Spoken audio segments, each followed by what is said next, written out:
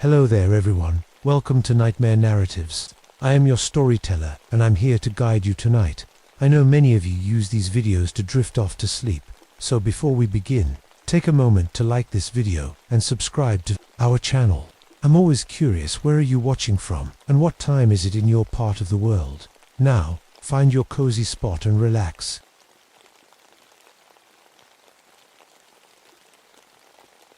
My name is Jonathan Cross, and I've been a park ranger for 23 years. I've seen people do terrible things when they're scared and hungry, but nothing prepared me for what happened in the winter of 1975. Back then, the whole country was falling apart. The economy was in the toilet. People were losing their jobs, their homes, everything. That's when the desperate ones started coming to Alaska. They'd pay good money for wilderness tours, thinking they could strike it rich, or at least escape their problems for a while. I worked at Denali National Park, teaching survival skills to tourists who had no business being out there. Most of them were city folks who thought camping meant staying at a Holiday Inn, but the money was good, and my ex-wife Nayeli said I needed to stop being so picky about who I helped. She was wrong about a lot of things, but she was right about one. I had a problem with playing God. Every time I led a group into the wilderness, I'd look at them and think about who would make it back and who wouldn't. It was like a sick game. In my head, maybe that's why she left me. Maybe that's why I always seemed to be the only one who survived when things went bad. My daughter Saiku was 14 then, and she'd started asking hard questions. Dad, why do you always come back when other people don't? She was adopted, Inuit, and she had this way of looking at me that made me feel like she could see right through to my bones. The call came in on a Tuesday morning in February. 6 people had gone missing during what should have been a simple 3-day climbing expedition. Their guide, a guy named Marcus Webb, had radioed in 2 days ago saying they were trapped in a sudden blizzard. Then, nothing. The weather had been weird all winter, colder than usual, and the cold felt different somehow. It got into your bones and stayed there, like it was alive. The old Inuit folks in the village had been talking about it, saying the land felt angry. I didn't believe in that stuff back then. I should have listened. I was getting ready to head out on the search when Rick Henley, our best pilot, came into the ranger station. He looked pale, which was saying something for a guy who'd flown in Alaska for 15 years. "John, I need to tell you something," he said, pouring himself coffee. With shaking hands, "I was doing flyovers yesterday, looking for signs of that missing group. I kept hearing voices on the radio, people calling for help." "That's normal," I said. "Emergency frequencies pick up all kinds of chatter." "No, you don't understand." Rick looked at me with scared eyes. "One of the voices sounded like you. It was your voice, John, calling for rescue from 3 different locations at the same time." I felt something cold crawl up my spine. "That's impossible." "I know, but I recorded it." He pulled out a cassette tape. "Want to hear it?" I didn't, but I listened anyway. And sure enough, there was my voice, desperate and scared, calling for help from coordinates that were miles apart. The weird thing was, I could hear myself saying things I'd never said, begging for rescue in ways that didn't sound like me at all. "Equipment malfunction," I said, but my voice sounded hollow even to me. Rick shook his head. "I've been flying for 20 years, John. This isn't equipment. This is something else." That night, I couldn't sleep. I kept thinking about the missing climbers and about my own voice calling from empty wilderness. Siku made me dinner, but I couldn't eat. Everything tasted wrong, like it had been sitting out too long. "You're scared," she said, watching me push food around my plate. "I'm not scared. I'm being careful." "Dad, you're scared of the same thing the old people talk about, the hunger that makes people do bad things." I wanted to tell her she was wrong, but something inside me knew she wasn't. The next morning, I flew out with Rick to search for the missing group. The weather was clear, but the cold was brutal. Even inside the helicopter, I could feel it trying to get in. We found their base camp around noon. From the air, it looked wrong somehow. The tents were arranged in a perfect circle, which wasn't how any normal camping group would set up, and there were dark stains in the snow that looked too red to be anything innocent. Set us down about 100 yards out. I told Rick, "I don't like the look of this." As soon as we landed, I knew something terrible had happened. The smell hit me first, a sweet, rotten smell that made my stomach turn, but underneath it was another smell, something that made my mouth water in a way that scared me. The camp was worse up close.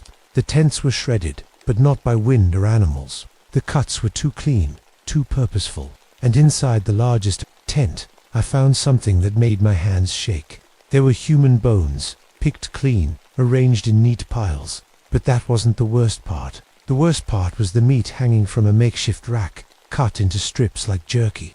And beside it, a journal written in handwriting I didn't recognize. I opened it with trembling fingers and read, *Day 1.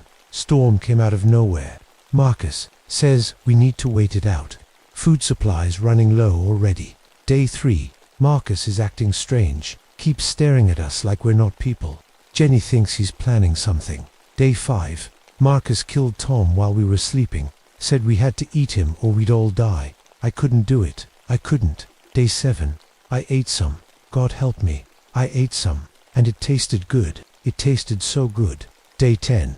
We're all eating now. We finished Tom yesterday. Jenny says we need to pick someone else. I suggested Marcus, but he's too strong. He's getting stronger every day. Day 12. There's only me and Marcus left. He's not human anymore. He's bigger, and his eyes are black, and he's so hungry. Always so hungry. I can hear him outside the tent. He's calling for rescue in voices that aren't his. The journal ended there. I flipped through the rest of the pages, but they were blank, except for the last entry. They'll send someone to look for us. Someone who knows how to survive, and when they do, we'll be ready. I closed the journal and backed out of the tent. My heart was pounding so hard I could barely hear anything else. But then I heard Rick screaming from the helicopter. I ran toward the sound, but Rick wasn't in the helicopter. He was standing about 50 feet away, staring at something in the trees. When I got closer, I saw what had made him scream. It was Marcus Webb, but not the Marcus I'd met 3 weeks ago. This thing was 7 feet tall, with arms that hung down past its knees. Its skin was grey and stretched tight over bones that looked too big for its body, and its eyes. Its eyes were black holes that seemed to pull light into them. But the worst part was its mouth. It was smiling, showing teeth that were too sharp and too many. And when it spoke, its voice was Marcus's voice, but wrong somehow. Jonathan Cross, it said, and my name sounded like a prayer in its mouth. I've been waiting for you. Rick was frozen in place, staring at the thing. I grabbed his arm and pulled him toward the helicopter. We need to go, I said. Now. But when we reached the helicopter, the thing was already there, standing beside the pilot's door like it had been waiting for us. Up close, I could see the dried blood around its mouth and the way its fingers ended in claws. You can't leave, it said, still smiling.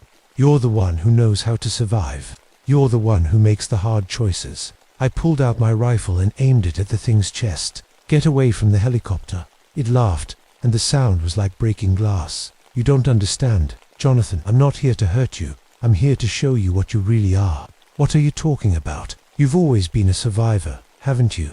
Always the one who makes it back. Do you ever wonder why? The thing took a step closer. Do you ever wonder what you did to make sure you survived? I pulled the trigger. The bullet hit the thing in the chest, and it stumbled backward. But there was no blood, just a small hole that started closing up immediately. Run, I whispered to Rick. Get to the helicopter and start it up. But Rick couldn't move. He was staring at the thing with wide eyes, like he was hypnotized. The thing looked at the healing wound and smiled wider. You remember, don't you? The expedition 3 years ago. The one where everyone died except you. I did remember. 5 people had died in an avalanche, and I'd been the only survivor. I'd been trapped for 6 days before rescue came. I'd survived, on emergency rations and melted snow. At least, that's what I'd told everyone. You ate them, the thing said softly. You ate them to survive, just like I did. That's not true, I said, but my voice sounded weak. Check your pack. Jonathan, check what you brought for emergency supplies. I didn't want to look, but I couldn't stop myself. I opened my survival pack and looked inside. There were the usual things: matches, first aid kit, emergency flares. But at the bottom, wrapped in butcher paper, was a package of dried meat. I unwrapped it with shaking hands. The meat was dark red and had a smell that made my mouth water. And suddenly, I remembered the taste. I remembered how good it had been, how it had kept me alive when everything else failed. Now you understand, the thing said. Now you know what you are. That's when Rick screamed again, but this time it was different. This time, it was the sound of someone whose mind had finally snapped. Rick ran into the woods, screaming about voices and hunger. I chased after him, but the thing that used to be Marcus followed us, moving through the trees like it weighed nothing. "Rick," I called, "come back." But he was gone, crashing through the underbrush like a wild animal. I could hear him talking to himself, or maybe to someone else. His voice was getting higher and more desperate. I stopped running and listened. The woods were too quiet. In Alaska, there's always some kind of sound, wind through trees, birds, something, but now there was nothing except Rick's voice getting farther away. The thing appeared beside me without making a sound. "He's changing," it said. "The hunger is taking him. It happens faster in the cold." "Shut up," I said, but I knew it was right. I'd seen that look in Rick's eyes before. It was the same look I'd seen in the mirror after the avalanche 3 years ago. We followed Rick's trail deeper into the woods. The snow was getting deeper, and the cold was getting worse. My breath was coming out in white clouds, but the thing beside me wasn't breathing at all. "Tell me about the others," it said as we walked. "The ones who didn't make it back from your expeditions." "I don't know what you mean." 7 expeditions, Jonathan. 7 groups you led into the wilderness. Only you came back from 4 of them. That's not luck. That's selection. I wanted to deny it, but the memories were starting to come back. Not the official memories, the ones I'd told the investigators. The real ones. The ones I'd buried so deep I'd almost convinced myself they weren't true. Sarah Martinez, the lawyer from Phoenix. She'd broken her leg on the 2nd day, and there wasn't enough food for everyone. I'd made the practical choice, the survival choice. David Chen, the college professor. He'd gotten sick with hypothermia, and I'd left him behind to save the others. Except the others had died too, and I'd had to eat to survive. "You remember now," the thing said. "You remember what you are." We found Rick at a frozen stream, kneeling in the snow. He was talking to someone, but there was no one there. "Please," he was saying, "I don't want to be hungry anymore. I don't want to think about it anymore." I approached him slowly. "Rick, we need to get out of here." He looked up at me, and his eyes were different. They were darker, and there was something desperate in them. "John, I can't stop thinking about it. About the taste, about how good it was." "Rick, you've never..." "Yes, I have." He stood up, and I saw that his hands were covered in blood. "I found them, the other climbers, what was left of them, and I couldn't help myself." Behind me, the thing that used to be Marcus laughed. "It's spreading. The hunger spreads, Jonathan. Soon, everyone will understand what you've always known." Rick lunged at me, his hands reaching for my throat. I dodged to the side, and he crashed into a tree. But he got up immediately and came at me again. "I need it," he said. "I need to eat. I need to feed." I hit him with the butt of my rifle, and he went down hard, but he was still moving, still trying to get to me. "The only way to stop it is to give in," the thing said. "Accept what you are. Accept the hunger." "I won't," I said, but even as I said it, I could feel something stirring inside me, something that had been sleeping for 3 years. Rick got up again, and this time he was faster. He knocked me down and pinned me to the ground. His face was inches from mine, and I could smell the blood on his breath. "You know what it's like," he whispered. "You know how good it tastes. Help me, John, help me feed." I looked into his eyes and saw myself. I saw the same hunger, the same desperate need, and I realized that the thing was right. I was no different from Rick or from Marcus. I was just better at hiding it.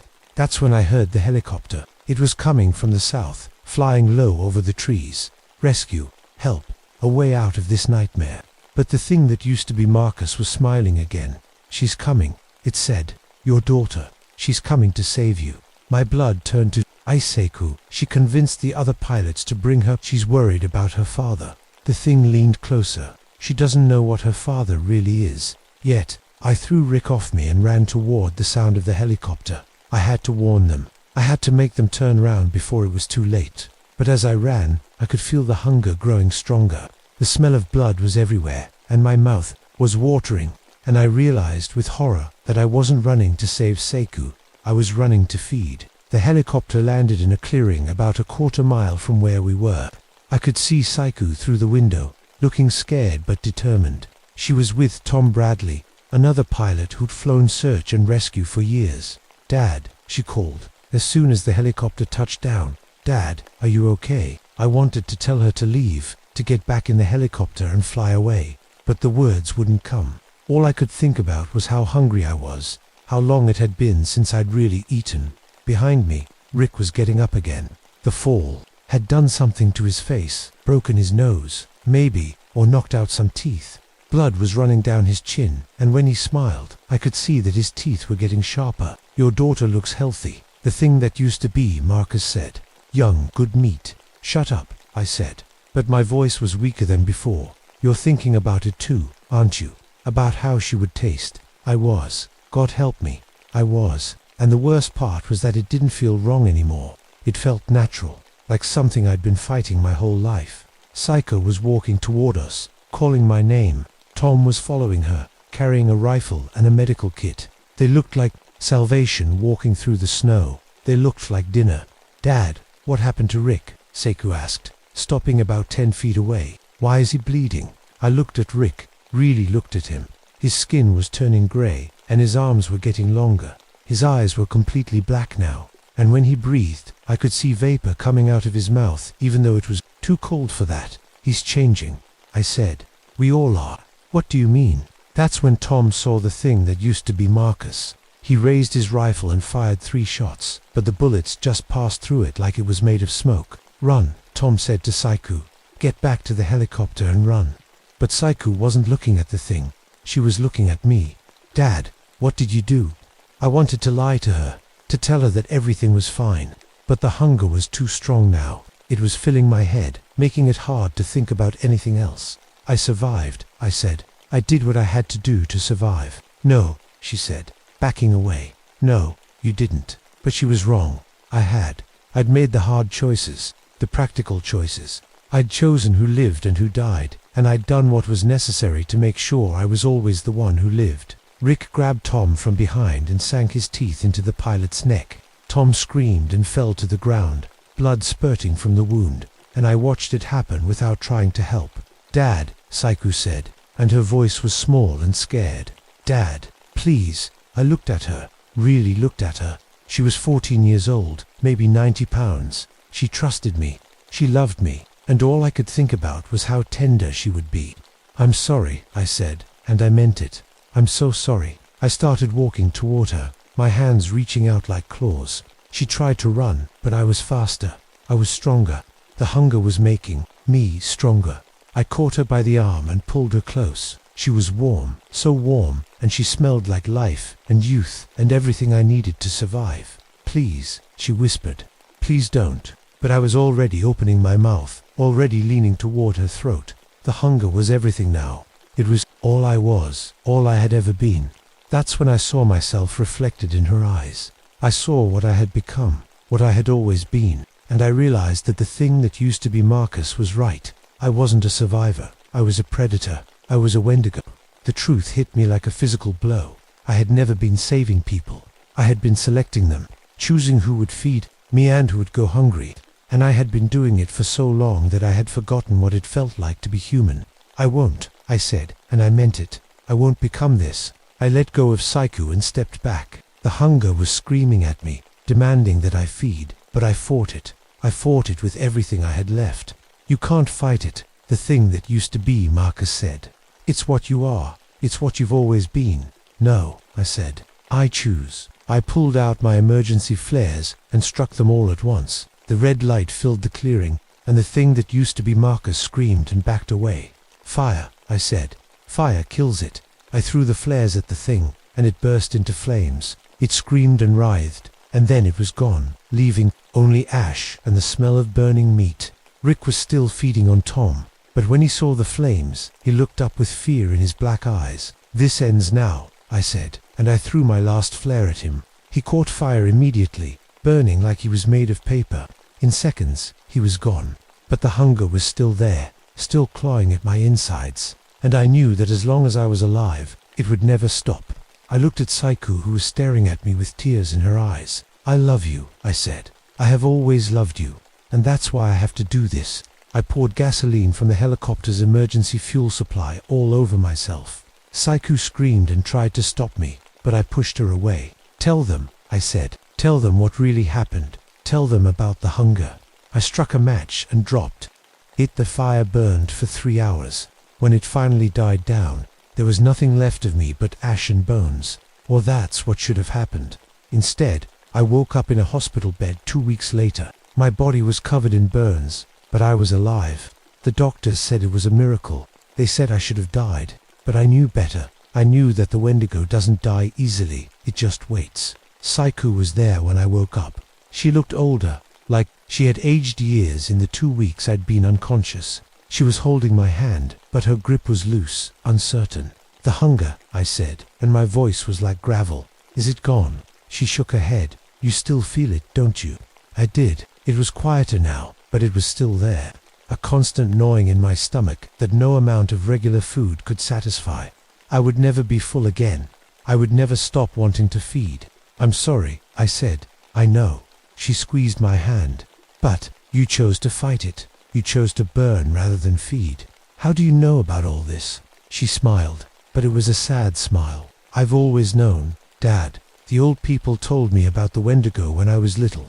They said it feeds on people who are already hungry inside, people who are empty. And you still came to save me. You're my father. And even Wendigos can choose to be human." I spent the next 6 months in the hospital, learning to walk again, learning to live with a constant hunger. The doctors said I was healing remarkably well.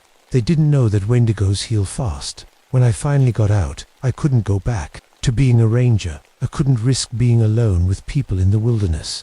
Instead, I started teaching survival ethics at the university. I told my students about the psychological dangers of extreme situations. I warned them about the choices they might have to make and the prices they might have to pay. I never told them about the Wendigo directly, but I made sure they understood that survival isn't just about staying alive. It's about staying human. The hunger never went away. Some days it was worse than others. On the really bad days, I would lock myself in my house and wait for it to pass. Saiku would bring me food, but she never stayed long. She loved me, but she wasn't stupid. 3 years later, I got a call from a park ranger in Montana. They had found a campsite with evidence of cannibalism. The survivors were talking about a creature that looked like a man but wasn't human anymore. They wanted to know if I had any experience with that kind of thing. I told them I would be right there, because I realized something during those 3 years. The Wendigo wasn't just a creature. It was a symptom, a sign that people were getting so desperate, so hungry, that they were willing to break the most fundamental taboos to survive. And in a world where the economy was collapsing and people were losing everything, there would be more Wendigos. There would always be more. But maybe, if I could teach people to recognize the signs, to understand what was happening to them, some of them could choose to fight it. Some of them could choose to burn rather than feed. It wasn't much, but it was something. Seiku came to see me off at the airport. She looked worried, but she didn't try to stop me. "Be careful, Dad," she said. "I will. And remember, you're not hunting the Wendigo. You're hunting the hunger. The Wendigo is just what happens when people give up fighting it." I hugged her goodbye, and for just a moment, the hunger was quiet. For just a moment, I felt human again. But as the plane took off, I could feel it stirring. The Wendigo was patient. It could wait. And it knew that sooner or later, in a world full of desperate, hungry people, it would find plenty of opportunities to feed. The only question was whether I would be strong enough to keep fighting it, or whether I would finally let it win.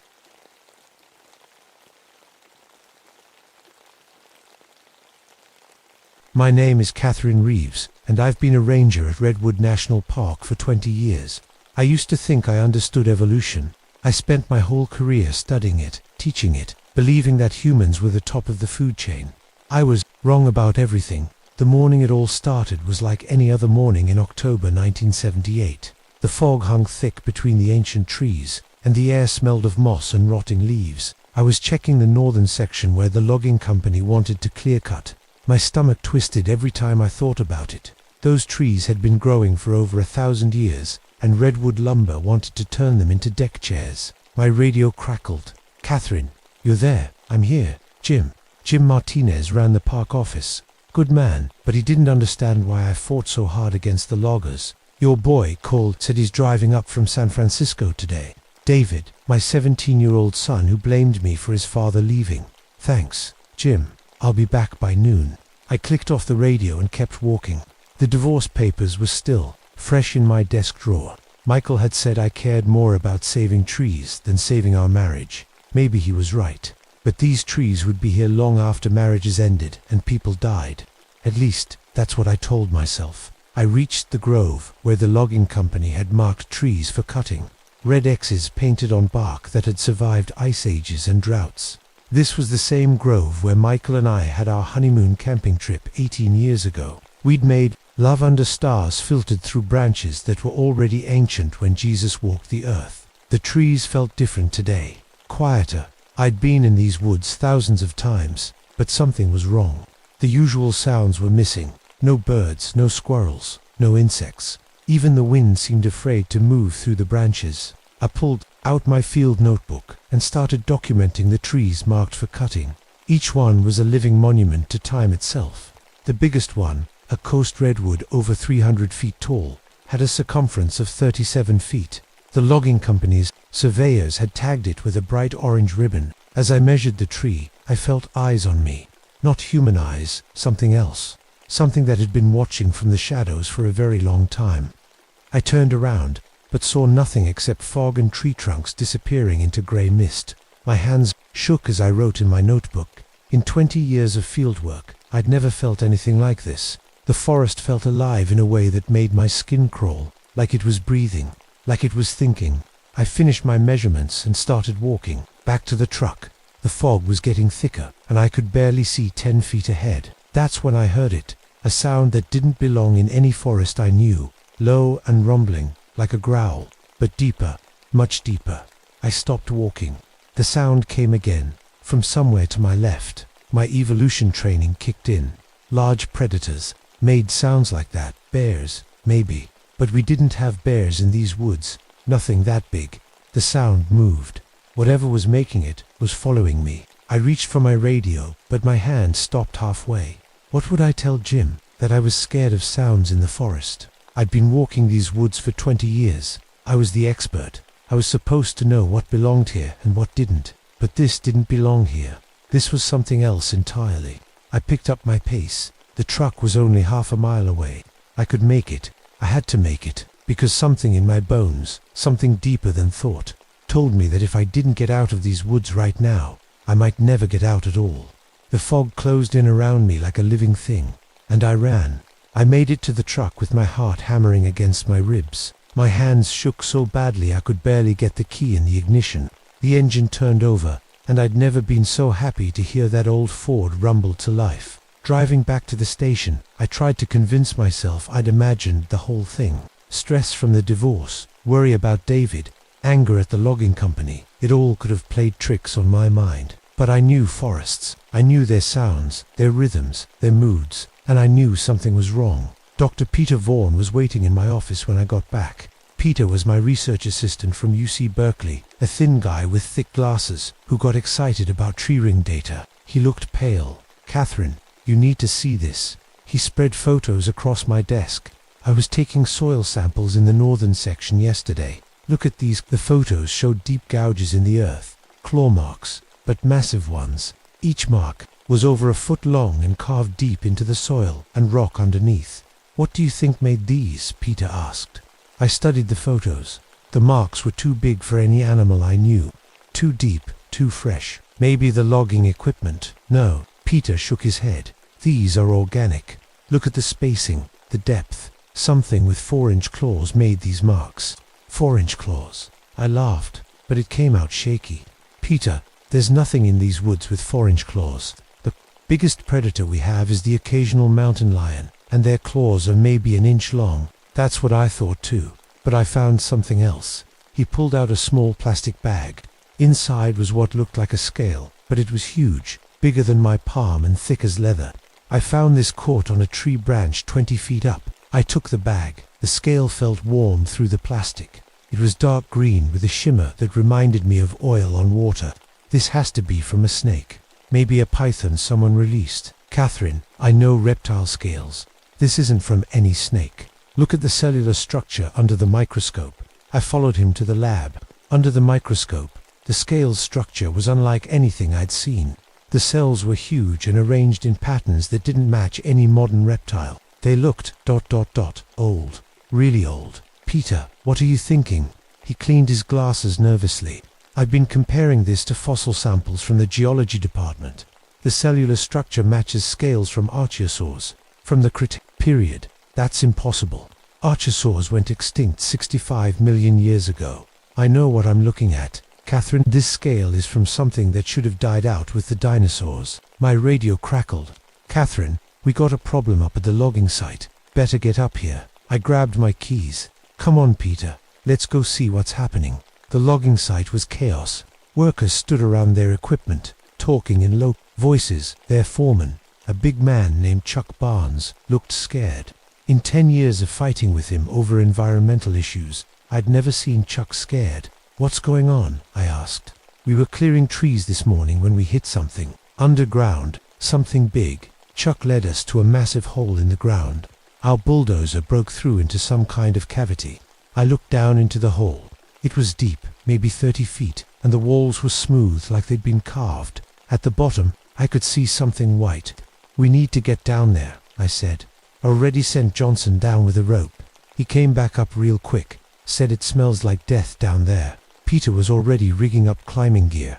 I'm going down. This could be a significant paleontological find. Peter, wait. But he was already rappelling down into the hole. I watched him disappear into the darkness, my heart pounding. Something was wrong. Everything about this felt wrong.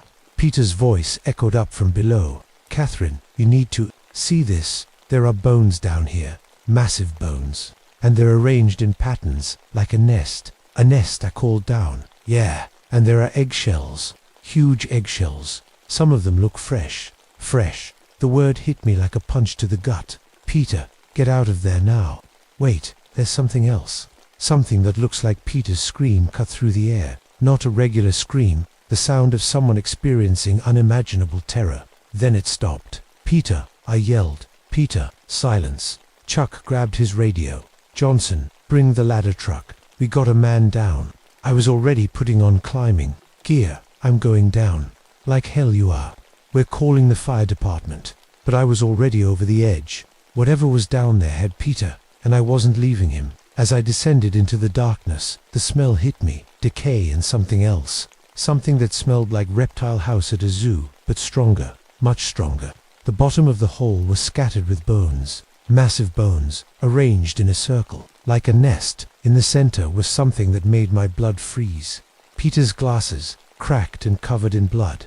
But Peter was gone, and in the soft earth around the nest, I saw tracks. Huge three-toed tracks, like a bird's butt the size of dinner plates. The tracks led to a tunnel that disappeared into darkness. Something had been living down here.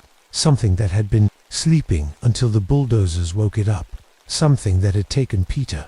I climbed back up as fast as I could, my mind racing. When I reached the surface, I found Chuck and his crew backing away from the hole. What happened down there? Chuck asked. I couldn't tell him the truth. Not yet. Not until I understood what we were dealing with. Peter's hurt. We need to call for help.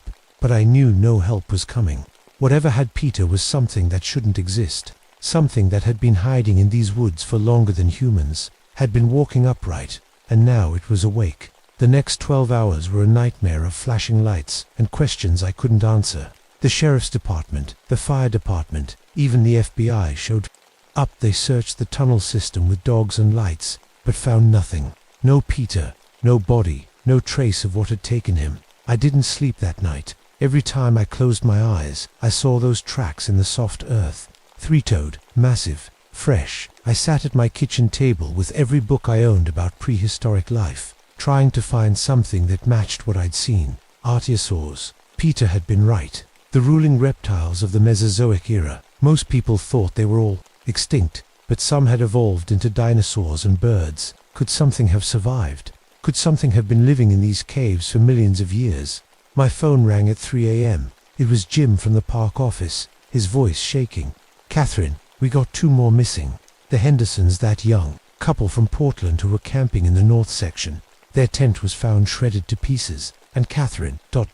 There's blood. A lot of blood. I drove to the campsite with my hands gripping the steering wheel so tight, my knuckles went white. The scene was worse than Jim had described. The tent looked like it had been hit by a tornado.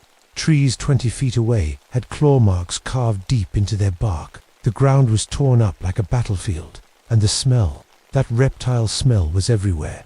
Sheriff Martinez was there with his deputies, taking photos and measurements. Catherine, what kind of animal could do this? I studied the destruction. The claw marks were consistent with what Peter had photographed, but the violence was extreme. Whatever had done this was incredibly strong and incredibly angry. I don't know, I lied. Maybe a bear. Bears don't make claw marks like these, and they don't drag bodies away. We followed the trail for half a mile before it disappeared at the creek. That's when I saw David's car pulling up. My stomach dropped. I'd forgotten he was coming to visit. David got out of his beat-up Honda, looking around at the police cars and emergency vehicles. At 17, he was tall like his father, but had my dark eyes. He was studying environmental science at community college, trying to follow in my footsteps. Despite everything, "Mum, what's happening?" I pulled him aside. "There's been an accident. Some campers went missing. I need you to go back to town and stay at the motel tonight." "Missing? What do you mean missing?" Before I could answer, Deputy Wilson came running out of the woods. His face was pale and he was breathing hard. "Sheriff, we found something. You need to see this." We followed him deeper into the forest. In a clearing about a quarter mile from the campsite, we found what was left of the hen. I won't describe what we saw. Some things are better left unsaid. But I will say that no known animal had done this. The bodies were arranged in a pattern. Not random feeding behavior. Something deliberate. Something intelligent. "Jesus Christ," Sheriff Martinez whispered. "What kind of animal? ... "It's not an animal," I said quietly. "At least, not any animal we know about." That night, I sent David to stay with friends in Crescent City. I didn't tell him why, just that it wasn't safe in the park. He argued, but I pulled the mum card and made him go. I couldn't sleep. Every sound outside my cabin made me jump. The wind in the trees sounded like breathing. Shadows moved in ways that shadows shouldn't move. At 4 a.m., I heard scratching at my door. Slow, deliberate scratching, like something was testing the wood. I grabbed my shotgun and crept to the window. In the moonlight, I saw it. Standing in my front yard was something that shouldn't exist. It was huge, at least 12 feet tall, with a massive head and powerful legs. Its skin was covered in scales that gleamed like wet leather. Its eyes were yellow and intelligent, and when it looked at me through the window, I knew it was thinking. It was studying me. We stared at each other for what felt like hours. Then it opened its mouth and made that sound I'd heard in the forest. That deep, rumbling growl that seemed to come from the earth itself. It knew I was watching. It wanted me to see it. Then it turned and walked back into the forest with movements that were too fluid, too graceful for something so large. I watched until it disappeared into the trees. Then I ran to my radio. "Jim, are you there?" "Catherine, it's 4 a.m. What's wrong?" "I need you to evacuate the park. Close all the campgrounds. Do it now." "What? Why?" "Just do it. And call the state police. Tell them we need help. Tell them we have a predator in the park unlike anything they've seen before." There was a long pause. "Catherine, are you feeling okay?" "I'm fine. Just make the calls." I hung up and loaded my shotgun. I knew it wouldn't stop the thing I'd seen, but it made me feel better. As dawn broke over the trees, I realized that everything I'd believed about evolution was wrong. Humans weren't the top of the food chain. We never had been. We were just the current occupants of a planet that belonged to something else. And now it was taking its world back. By morning, the park was crawling with state police and wildlife experts. I tried to tell them what I'd seen, but they looked at me like I was losing my mind. A 12-foot reptile. In California, in 1978, Dr. Sarah Blackwood arrived from UC Berkeley with a team of paleontologists. She was younger than me, maybe 35, with short blonde hair and intense blue eyes. She listened to my story without interrupting. "Show me the scale," she said when I finished. I brought out Peter's sample. She studied it under the microscope for 10 minutes without saying a word. "This is impossible," she finally said, "but it's real. These cells are from a creature that evolved separately from modern reptiles. Something that's been isolated for millions of years, so I'm not crazy. You're not crazy, but what you're describing challenges everything we know about extinction and evolution." That afternoon, David called. He'd seen the news reports and was driving back despite my orders to stay away. "Mom, I'm coming home. You need help." "David, no, it's not safe. I don't care. You're my mother. I'm not leaving you to face this alone. I was too tired to argue. Maybe I needed him there. Maybe I needed to know that whatever happened, we'd face it together. He arrived at sunset, just as the search teams were calling off their efforts for the day. We sat on my porch, drinking coffee and watching the fog roll in between the trees. Tell me the truth, he said. What's really out there? I told him. Everything. The sounds in the forest. Peter's disappearance. The scale. The thing I'd seen in my yard. He listened without interrupting, his face growing more serious with each detail. So what do we do? He asked when I finished. I don't know. How do you fight something that's been perfecting its hunting skills for 65 million years? That's when we heard it. The sound that had haunted my dreams. That deep, rumbling growl coming from the forest around my cabin. Get inside, I whispered. Now. We backed toward the door, but it was too late. The creature stepped out of the trees into the clearing around my cabin. In the fading light, it was even more terrifying than I remembered. Its scales seemed to shift color like a chameleon, and its eyes glowed with an intelligence that made my skin crawl. It wasn't just hunting us. It was thinking about us. Planning the truck, I whispered to David. When I say run, you run to the truck. The creature tilted its massive head, studying us. Then it did something that made my blood freeze. It smiled. Not a human smile, something else. Something that showed rows of teeth like railroad spikes. And then it spoke, not with words, but with sounds that bypassed my ears and went straight to my brain. Images flooded my mind. Pictures of the forest as it had been millions of years ago. Pictures of my family, not just David and me, but generations of my ancestors. Pictures of this creature hunting my bloodline for centuries. It had been waiting for us. All of us. This was personal. Run, I screamed. David sprinted for the truck while I raised my shotgun. The creature moved faster than anything that size should be able to move. It covered the distance between us. In 2 bounds, its claws raking across my chest and sending me flying into the cabin wall. I hit the ground hard, blood running down my shirt. The creature stood over me, its breath hot on my face. It smelled like decay and ancient earth. But instead of killing me, it looked toward the truck where David was desperately trying to start. The engine, it was playing with us. I pulled myself to my feet and ran for the kitchen. I had one chance. If this thing had been isolated for millions of years, it might not be adapted to modern threats. I turned on the gas stove and threw a match. The explosion blew out the windows and sent flames racing across the ceiling. The creature roared, a sound like the earth splitting open, and staggered backward. David, drive. The truck engine roared to life. I ran through the burning cabin and dove into the passenger seat just as the creature recovered. It chased us down the dirt road, its claws scraping against the truck bed. Where do we go? David shouted over the engine noise. I looked back at the creature gaining on us. It was adapting already, learning our speed, our capabilities. In a few minutes, it would figure out how to stop us. The logging site, I said. We're going to bury this thing. We reached the clearing where the bulldozer had broken through into the creature's nest. I grabbed the emergency flare from the truck's glove compartment. When I light this, you run for the bulldozer. Can you operate it? I worked construction last summer. I can figure it out. The creature burst out of the tree line, its scales now blood red with rage. It had stopped playing games. Now it was going to kill us. I lit the flare and threw it at the creature. The bright light confused it for a moment, just long enough for David to reach the bulldozer. The engine turned over, and he drove it straight at the creature. The impact sent the beast tumbling backward into its own nest. I ran to the explosives the logging company had left behind and set the charges. David, get out of there. He jumped clear just as I hit the detonator. The explosion collapsed the entire underground chamber, burying the creature under tons of rock and earth. For a moment, everything was quiet.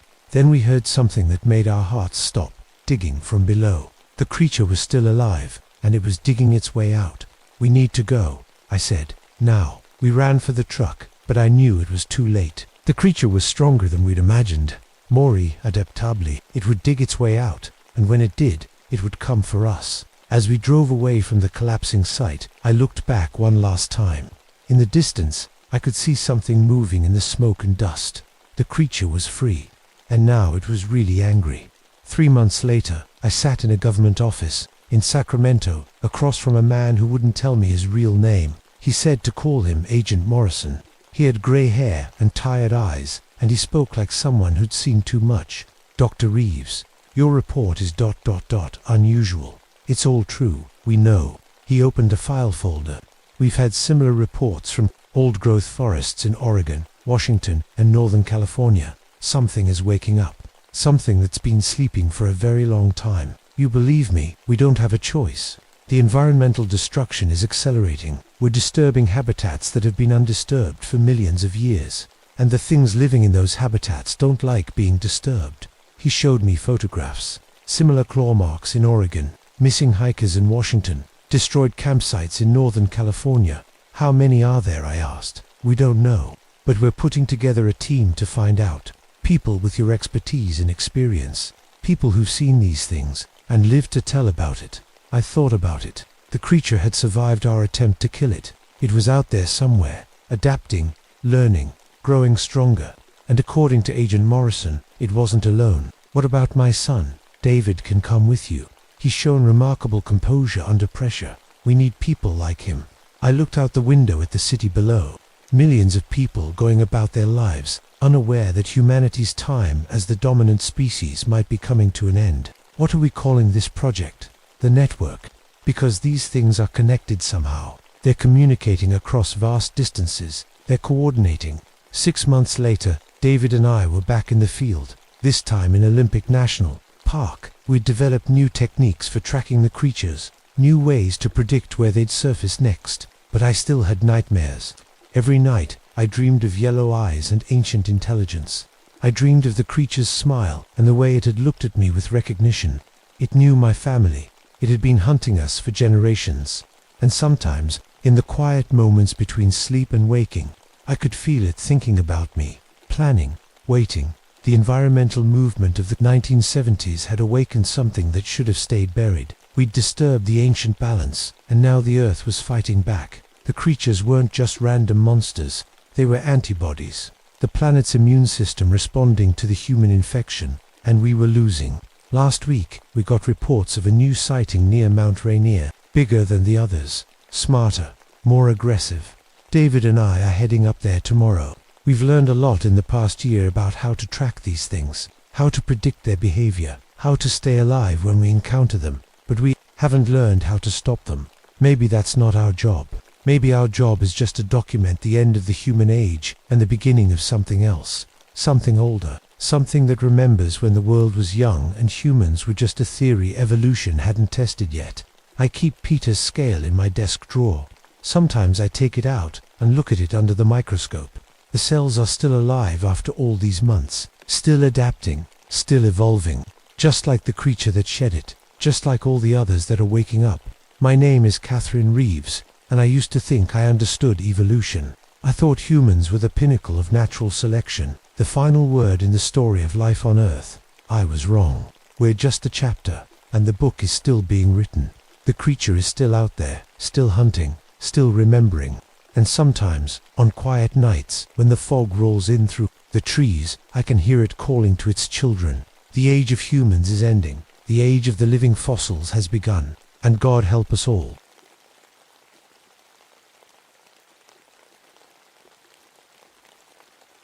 My name is Marcus Thorne, and I've been a park ranger at Crater Lake for 12 years.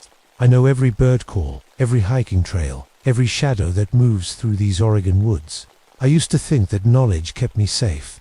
I was wrong. That morning everything changed, started like any other, in September 1985. I was checking the rim trail before the tourists arrived, my binoculars hanging round my neck like they had every day for over a decade. The air tasted different that morning, metallic, like pennies on my tongue. I figured it was just the weather changing. "Marcus, you're doing it again," Janet had said at breakfast, watching me check the emergency radio for the third time. The weather service said clear skies all week. "I'm just being careful," I'd replied, stuffing extra batteries into my pack. "You know how fast things can change up here." She'd given me that look, the one that said she was tired of my worrying. Emma, our 10-year-old daughter, was already used to Daddy's safety checks. She barely looked up from her cereal when I reminded her about the evacuation routes from school. "Dad, you tell me that every day," she'd said, rolling her eyes. But I couldn't help it. Ever since I'd started having those dreams 3 weeks Dreams about fire and smoke, and people screaming. I couldn't shake the feeling that something terrible was coming. The dreams always ended the same way, a flash of red eyes in the darkness, watching me from above. I'd never told Janet about the dreams. She already thought I was too paranoid about disasters. Last month, she'd found my notebook where I'd written down every possible emergency scenario I could think of. Earthquakes, forest fires, volcanic activity, even nuclear accidents from the research facility 50 miles south. She'd called it obsessive. Normal families don't have 3 different escape routes from their house, she'd said. Normal families don't practice earthquake drills every week. But I knew better. I'd seen what happened when people weren't prepared. My father had died in a factory accident when I was 12, an accident that could have been prevented if someone had just paid attention to the warning signs. I wasn't going to let that happen to my family. The Crater Lake Rim Trail was empty that morning, except for Dr. Linda Stevens, a psychologist from Portland who'd been studying the effects of natural beauty on mental health. She was a regular visitor, always setting up her equipment at the same spot overlooking the lake. "Morning, Marcus," she called out, adjusting her camera tripod. "Beautiful day for it." I nodded, but something felt wrong. The birds were too quiet. In 12 years, I'd never heard the forest this silent. Even the chipmunks seemed to be hiding. I lifted my binoculars and scanned the tree line, looking for anything unusual. That's when I saw it. Just for a second, perched on a dead pine about 200 yards away, something huge and dark. My hands shook as I focused the binoculars, but by the time I got a clear view, it was gone. Just an empty branch swaying in the wind. Everything. "Okay?" Dr. Stevens asked, noticing my reaction. "Thought I saw something," I said, lowering the binoculars. "Probably just a shadow." But it wasn't a shadow. Whatever I'd seen had been massive, bigger than any bird I'd ever encountered, and for just a moment, I could have sworn I saw 2 glowing red dots where its eyes should have been. I spent the rest of the morning patrol trying to convince myself it was nothing. Maybe a trick of the light. Maybe my tired eyes playing games. Maybe the stress of the job finally getting to me. The first tourists arrived around 10, a family from California with 2 young kids. They were excited to see the lake, asking questions about the depth and the formation of the crater. Normal questions, normal people having a normal day. I gave them the usual speech about staying on the marked trails and keeping away from the rim. But as I talked, I kept glancing at the tree line, looking for that shadow again. The metallic taste in my mouth was getting stronger, and I could feel sweat beading on my forehead despite the cool morning air.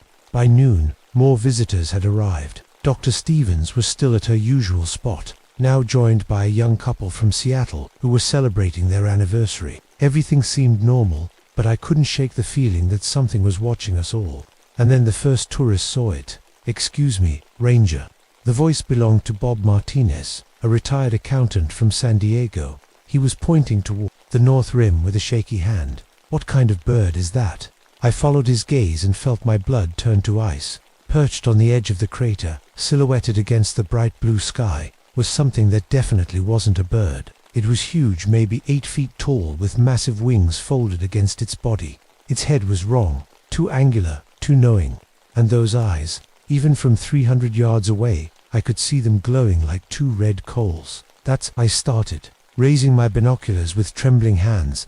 "That's not..." The creature turned its head toward us, and I felt a jolt of electricity run through my body. For a moment, our eyes met across the distance, and I saw something that made my knees weak. It wasn't just looking at MIT, was looking into me, through me, seeing things that hadn't happened yet. In that instant, I saw Dr. Stevens falling. Not just falling, plummeting from the rim with her arms reaching toward a sky that couldn't save her. I saw her camera smashing against the rocks below, saw her body twisted and broken on the jagged stones. I saw it all happening in crystal clear detail, like watching a movie of the future. "Dear God," Bob whispered beside me. "What is that thing?" When I looked back, the creature was gone. Just empty air where it had been perched a second before. I don't know," I said, my voice barely working. "I need to call this in, but my radio was dead. Complete static. I tried switching channels, checking the batteries, even smacking it against my palm. Nothing." Dr. Stevens was walking toward us now, her camera equipment packed up.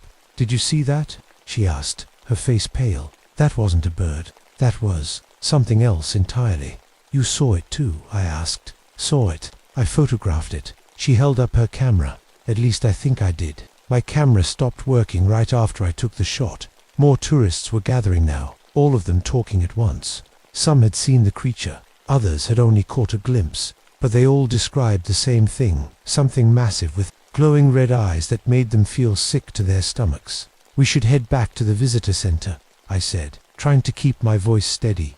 I need to report this. But as we started walking, I couldn't get the vision out of my head. Dr. Stevens falling, her scream echoing across the crater. It had felt so real, so inevitable. Like I was remembering something that had already happened, instead of imagining something that might. Marcus, Dr. Stevens said, walking beside me.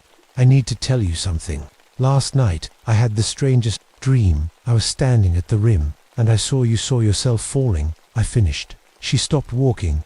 How could you know that? Because I saw it too. Just now, when I looked at that thing, I saw you fall from the rim. Her face went white. That's impossible. Is it? I asked. Look around. Have you ever seen the animals this quiet? Have you ever felt the air taste like metal? Something's wrong here, Dr. Stevens. Something's very wrong. We made it back to the visitor center, but my phone was dead too. The landline gave nothing but a busy signal. It was like we were cut off from the outside world. I spent the rest of the afternoon trying to radio headquarters, but all I got was static. Other rangers reported similar problems. Something was interfering with all our communication equipment, but only when we tried to report what we'd seen. By evening, 3 more tourists had seen the creature. They all described the same thing, a massive winged figure with red eyes. That made them feel like they were looking at their own deaths. 2 of them had nightmares the night before. Dreams about dying in accidents that felt more real than any dream should. I drove home that night, with my hands shaking on the steering wheel. The vision of Dr. Stevens falling played over and over in my mind. I kept telling myself it was just stress, just my imagination running wild. But I knew better. Janet was waiting for me at the kitchen table, and I could tell from her face that something was wrong. Emma had a nightmare last night, she said without preamble, about a car accident. She described it in perfect detail, the curve on Highway 62, the tree we'd hit, even the color of the car that would cause us to swerve. Kids have nightmares, I said, but my voice sounded hollow even to me. She drew a picture of it. Marcus, look. She handed me a piece of paper covered in Emma's careful crayon work. It showed our car smashed against a pine tree, stick figures of our family scattered around like broken dolls. In the sky above, she'd drawn something with red eyes and massive wings. She said the Birdman showed her, Janet whispered. She said he wanted her to know what was coming. I sank into a chair, staring at the drawing. We need to pack, I said. Tonight, we need to get out of here. Marcus, you're scaring me. Good, I said, standing up. We should be scared. We should be very scared. But even as I said it, I realized something terrible. In Emma's drawing, we were evacuating during the day. The accident happened in broad daylight, on a sunny afternoon. If we left now, in the dark, we'd be safe. Unless the creature wanted us to leave at night. Unless it was counting on us trying to escape. I looked at the drawing again and felt that familiar taste of copper in my mouth. Was I seeing the future, or was I helping to create it? The next morning brought news that made my blood run cold. Dr. Stevens hadn't shown up for her scheduled interview with the local paper. Her hotel room was empty, bed unslept in. Her car was still in the parking lot at the visitor center. I found her at dawn, standing at the exact spot where I'd seen her fall in my vision. She was perfectly still, staring out over the crater with her camera hanging loose in her hands. Dr. Stevens, I called out, approaching slowly. Linda. She turned toward me, and I saw that her eyes were different. They had a glassy, distant look, like she was seeing something far away. He showed me, she said in a voice that didn't sound quite like her own. He showed me how beautiful it will be, how peaceful. Who showed you? The prophet, she said, smiling. The one who knows what's coming. He said if I jump, I won't feel any pain. He said it will be quick. I took a step closer, my heart pounding. Linda, you need to come away from the edge. No, she said, shaking her head. This is where it happens. This is where I'm supposed to be. Behind her, I could see the creature perched on a rock formation across the crater. It was watching us, those red eyes fixed on Dr. Stevens like a predator studying prey. Even from this distance, I could feel its presence pressing against my mind. "Linda, listen to me," I said, trying to keep my voice calm. "You're being influenced by something. This isn't your choice." "But it is," she said, turning back toward the crater.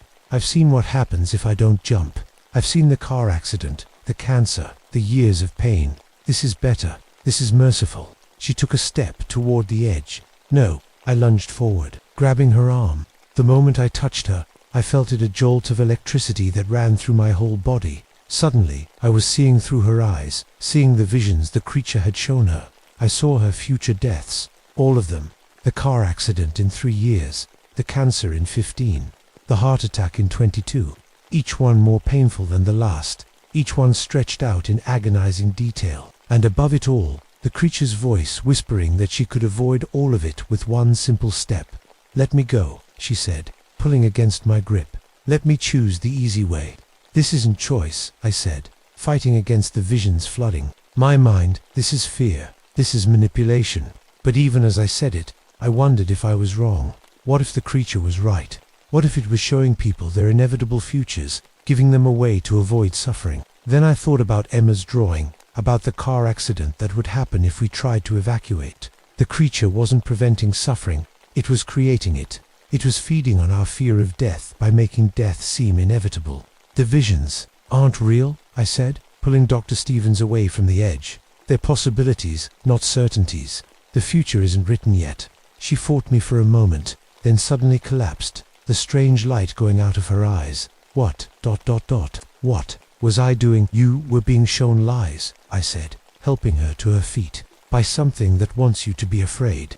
But even as I said it, I could feel the creature's attention turning toward me. Those red eyes were focusing on my mind now, trying to show me my own future deaths. I saw Janet and Emma dying in the car accident. I saw myself failing to save them. I saw the nuclear facility melting down because I hadn't warned anyone. "Close your eyes," I told Dr. Stevens. "Don't look at it. Don't listen to it." We made it back to the visitor center, but the creature wasn't done with us. More tourists reported nightmares that night. A family from Denver saw their house burning, down with their children inside. A couple from Portland saw themselves dying in a plane crash. All of them wanted to leave immediately, but their planned escape routes led directly into the disasters they'd been shown. I spent that night pacing our living room, staring at Emma's drawing. Janet had packed bags for all of us, but I couldn't shake the feeling that leaving would trigger the very accident we were trying to avoid. "We can't stay here," Janet said. "Not with that thing out there, and we can't leave," I replied. "Don't you see? It's showing us these deaths to control us. Every choice we make based on fear is exactly what it wants. So what do we do?" I looked at my daughter, sleeping peacefully in her bed, unaware that something was hunting her dreams.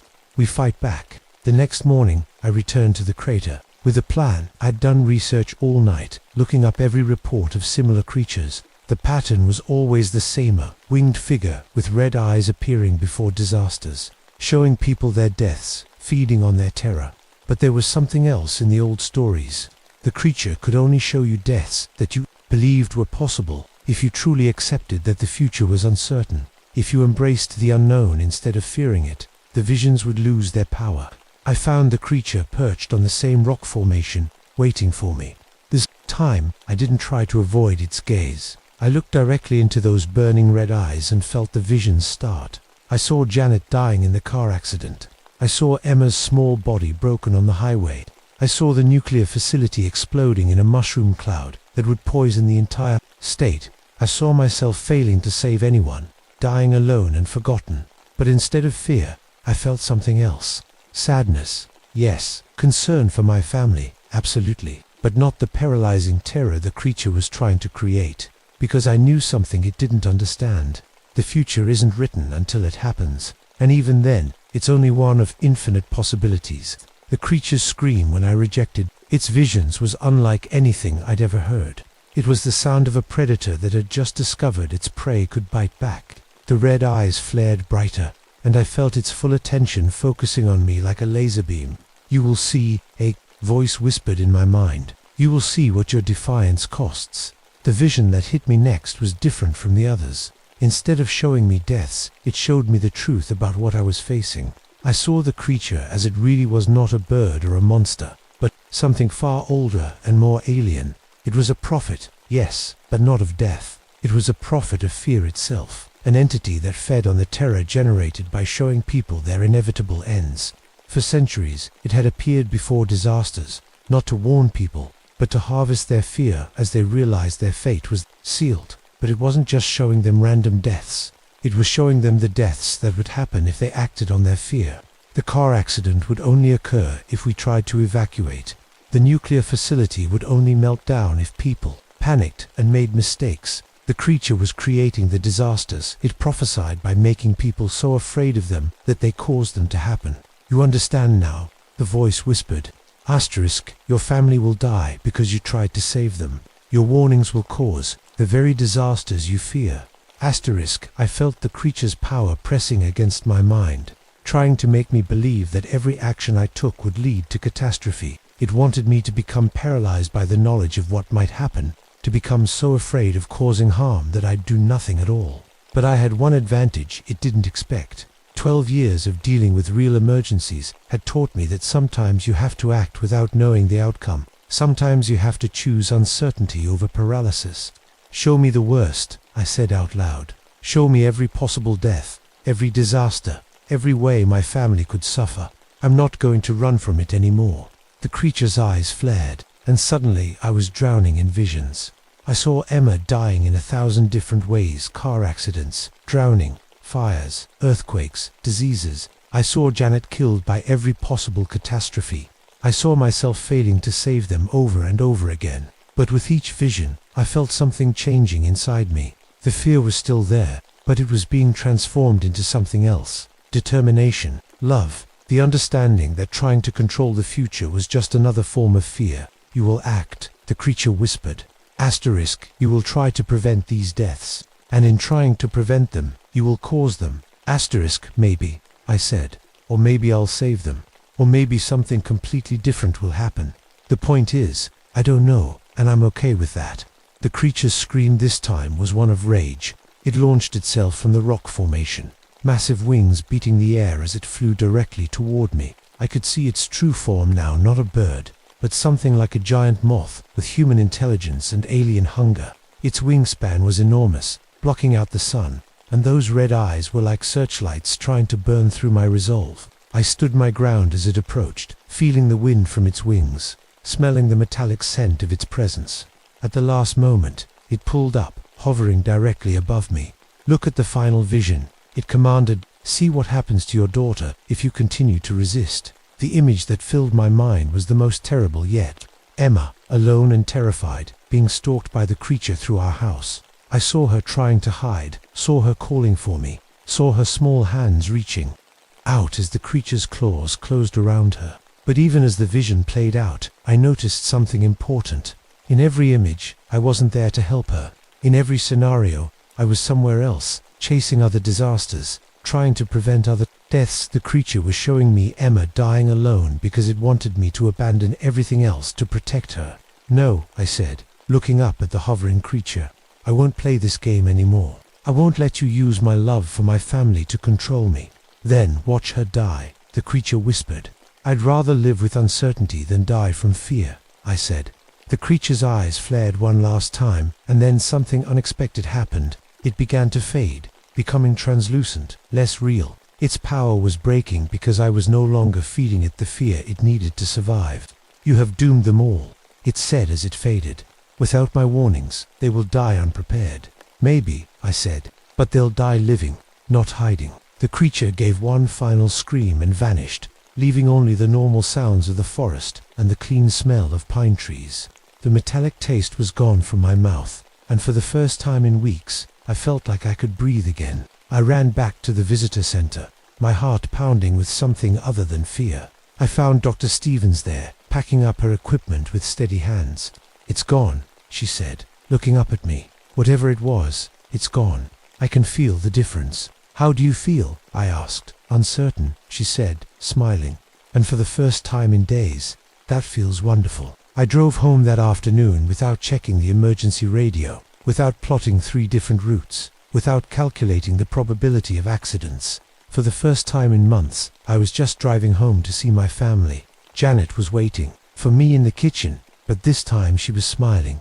"Emma's been drawing all day," she said, "but look at this." She handed me a new picture. This one showed our family at the crater, but instead of the winged creature looming overhead, Emma had drawn a normal bird, a red-tailed hawk, realistic and harmless.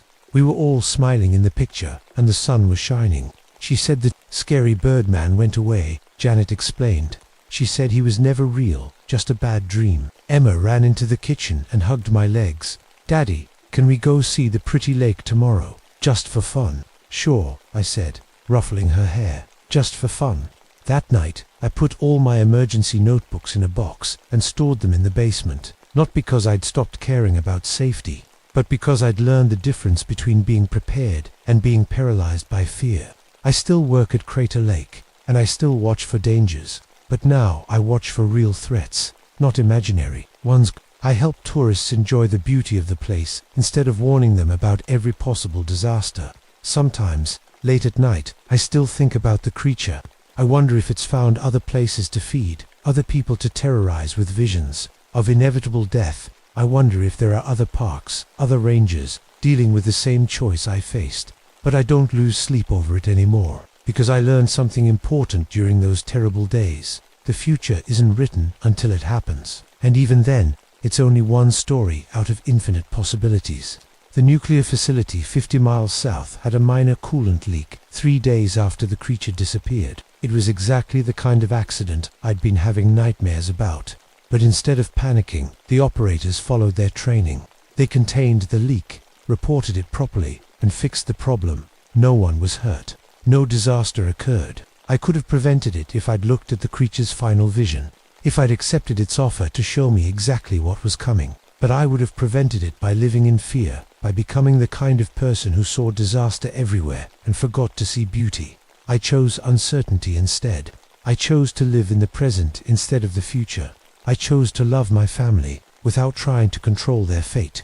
And so far, that choice has saved us all. But sometimes, when the wind is just right and the forest gets too quiet, I think I can still hear the sound of massive wings beating somewhere in the distance. The creature is still out there, still looking for people who are afraid enough of death to forget how to live. I hope they make the same choice I did. I hope they choose uncertainty over fear, love over control, life over survival. Because in the end, that's the only way to defeat a prophet of tomorrow's dead, by refusing to die today.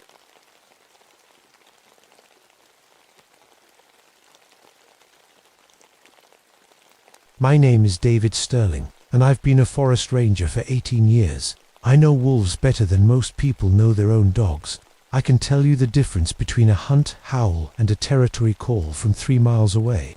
I can read pack behavior in tracks that are 2 days old. But what I saw in the Superior National Forest in 1987 changed everything I thought I knew about predators. The trouble started with a new housing development, Pinecrest Estates, they called it. 50 luxury homes carved right into the heart of wolf territory.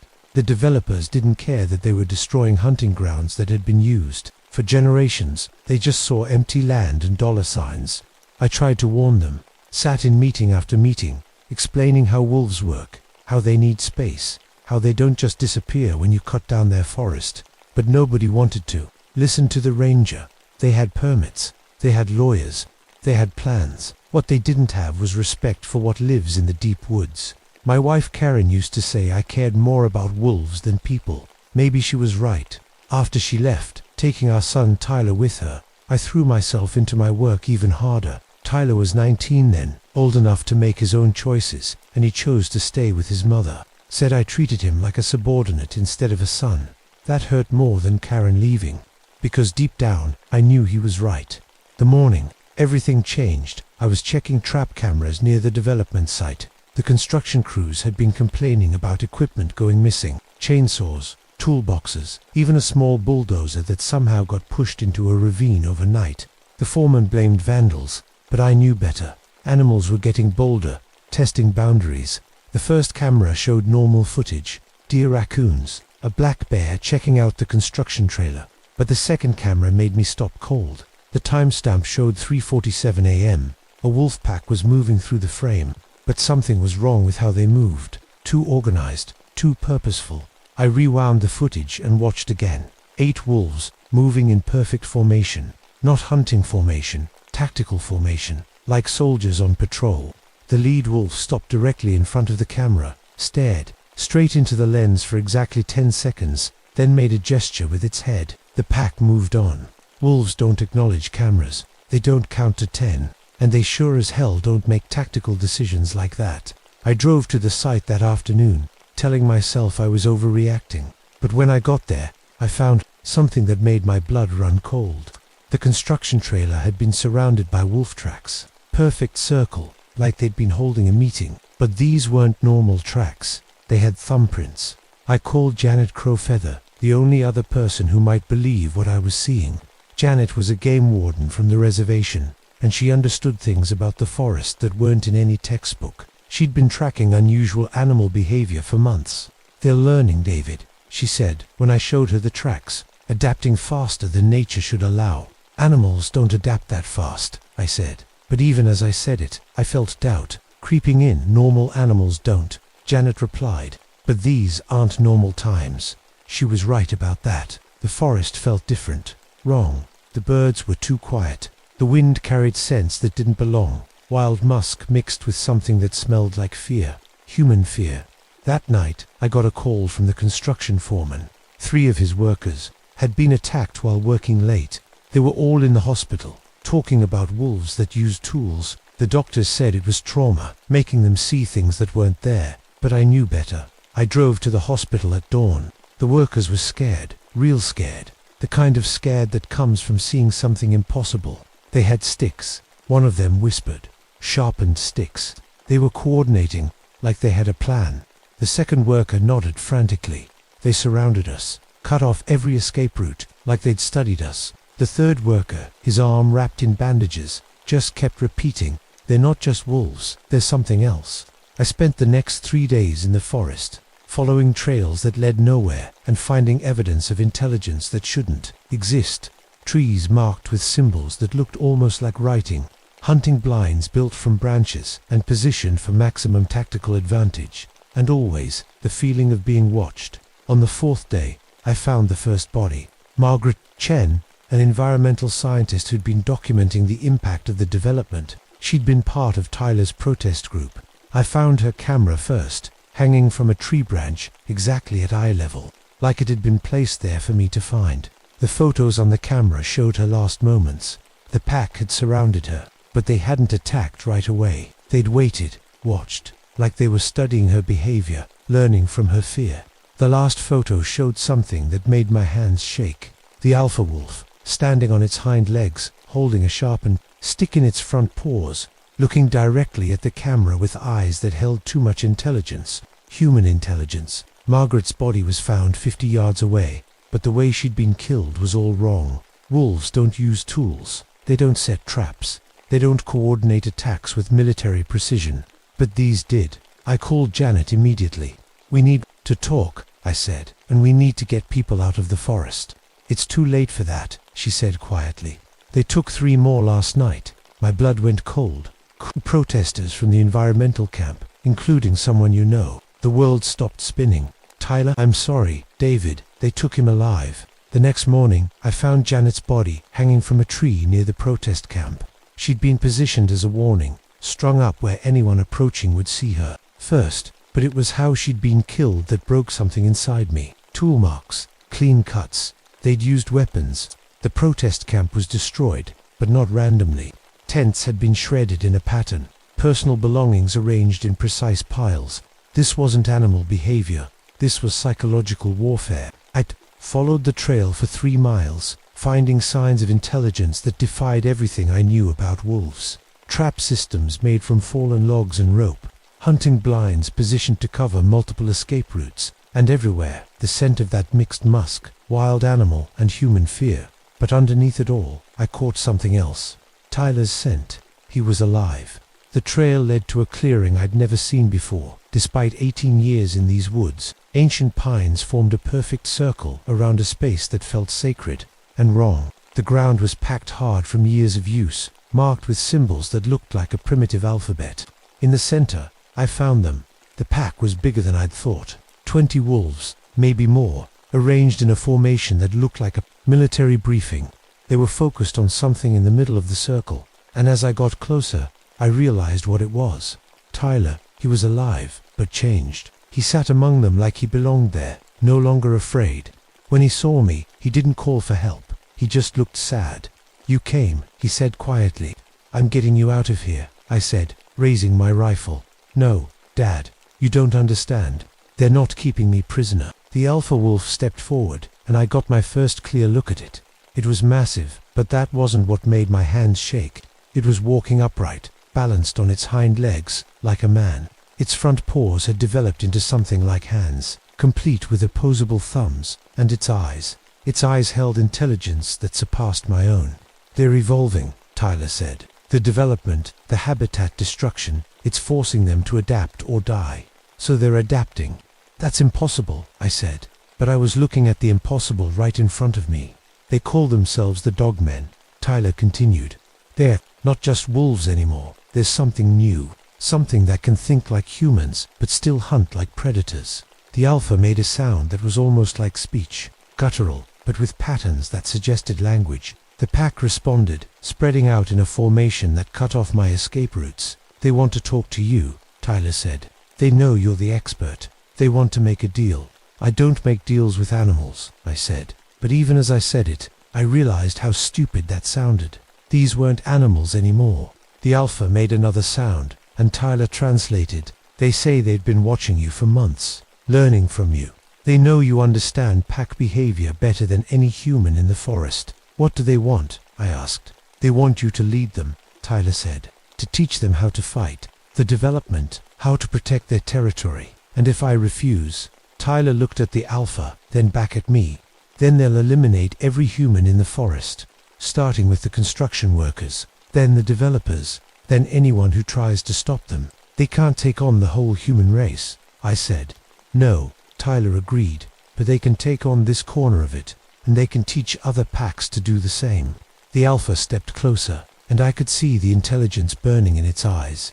This wasn't just about territory anymore. This was about evolution, about a species that had been pushed to the brink and decided to push back. "Choose," Tyler said. "Join them, or watch them. Destroy everything you've spent your life protecting." I spent 3 days in that clearing, watching the pack operate with intelligence that terrified me. They had scouts, strategists, even what looked like engineers working on trap systems. They communicated in their growling language, but I started to understand the patterns. They weren't just planning to defend their territory, they were planning to expand it. The alpha, Tyler called him Ghostwalker, showed me maps drawn in the dirt, tactical positions around the development, escape routes through the forest, safe houses where they could retreat if overwhelmed. "They've been planning this for months," Tyler said. "Ever since the first tree was cut down." "How is this possible?" I asked. "Evolution doesn't work this fast." "Maybe it does when survival depends on it," Tyler replied. "Or maybe something else is helping them." That night, I learned what he meant. The pack gathered in the clearing as darkness fell, and Ghostwalker began to howl. But this wasn't a normal howl. It was complex, layered, almost like music. The forest responded. Howls came from every direction, from packs I didn't know existed. Not just local wolves, but voices from hundreds of miles away, all connected, all coordinated. "They're networked," Tyler said quietly. "Every pack in the region, they share information, coordinate attacks. They're not just individual packs anymore. They're an army." The next morning, Ghostwalker made his offer official. Through Tyler, he explained that I had 2 choices: join the pack as their human strategist, or be eliminated as a threat. "What happens to Tyler if I join?" I asked. "He stays with us," Tyler answered for himself. "I've already chosen, Dad. They're fighting for something real, something worth protecting. And if I refuse..." Ghostwalker snarled something long and complex. Tyler listened, then went pale. "They'll kill you," he said. "But first they'll hunt down Karen, then every ranger in the forest, then every developer and construction worker. They'll make this forest too dangerous for humans to enter." "They can't sustain that kind of war," I said. "Maybe not," Tyler agreed. "But they can make it too costly for humans to continue. And they can teach other packs to do the same. This isn't just about our forest anymore, Dad. It's about all of them." That night, I made my decision. Not because I believed in their cause, but because I couldn't let Tyler die for it. I'll join, I told Ghostwalker.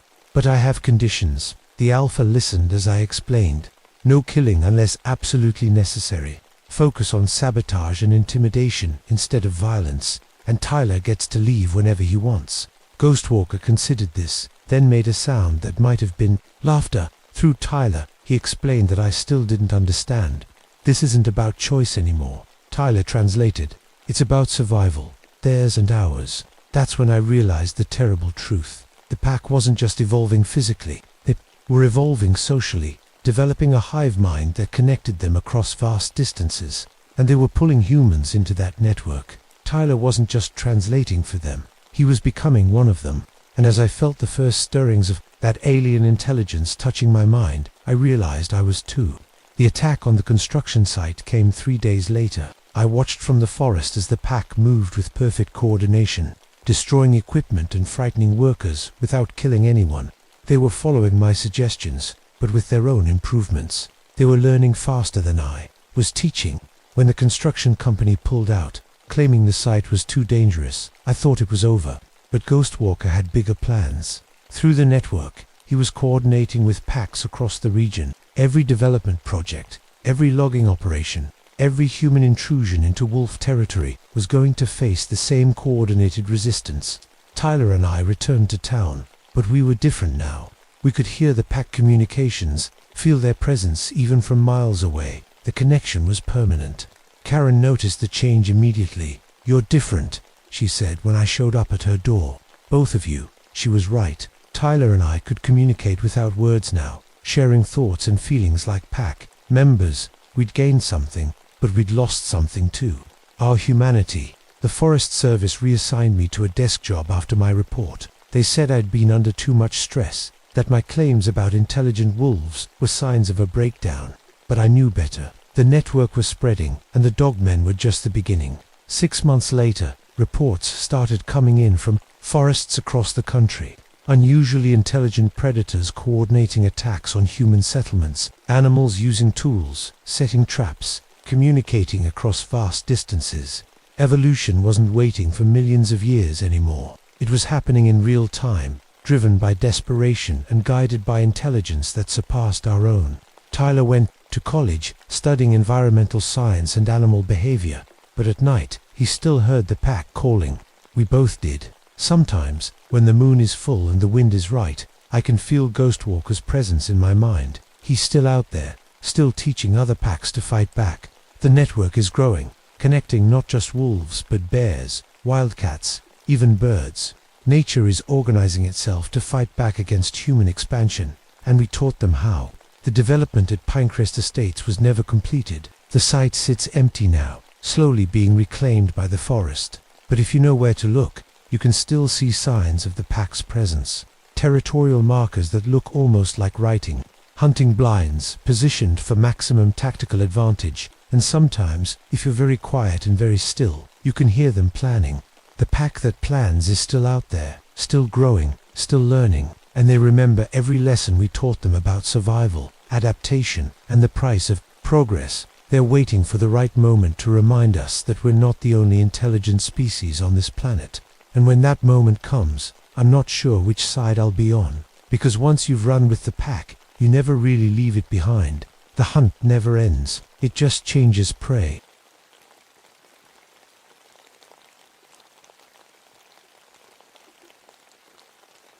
My name is Harrison Volt, and I've been a park ranger at Mammoth Cave National Park for 24 years.